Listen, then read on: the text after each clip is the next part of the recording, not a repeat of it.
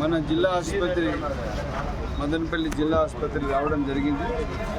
హాస్పిటల్లో కొన్ని అనివార్య కారణాలు కొన్ని ఇష్యూస్ జరిగినాయి. ఏదైతే స్టాఫ్ ఉన్నారో క్లరికల్ స్టాఫ్ వాళ్ళ వల్ల చాలా సమస్యలు ఉన్నాయి. వాళ్ళకు 11 మంది తన అవసరాల కన్నా ఎక్కువ పనిచేస్తున్నారు.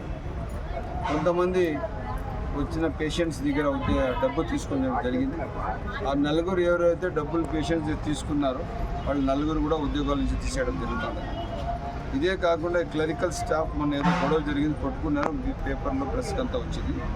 దానిపైన ఎంక్వైరీ కండక్ట్ చేశారు. ఎంక్వైరీ ప్రకారం వాళ్ళపైన చర్యలు తీసుకుంటాం.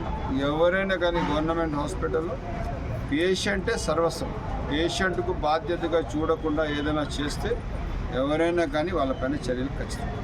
ఏం ములాజమీ ఖచ్చితంగా బాధ్యతగా ఉండాలి.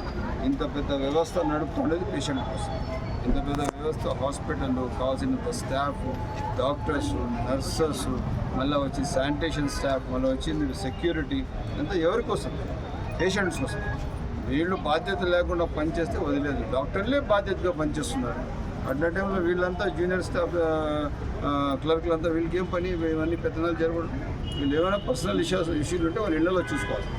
సో ఆ విధంగా ఇప్పుడే ఆర్ఎంఓ గారికి, అదేవిధంగా కొత్తగా ఉన్న మెడికల్ సూపరింటెండెంట్ అందరికీ చెప్పడం జరిగింది. దానిపైన ఎంక్వైరీ కూడా చేస్తున్నారు. త్వరలో ఈరోజు రేపు యాక్షన్ కూడా తీసుకుంటాం.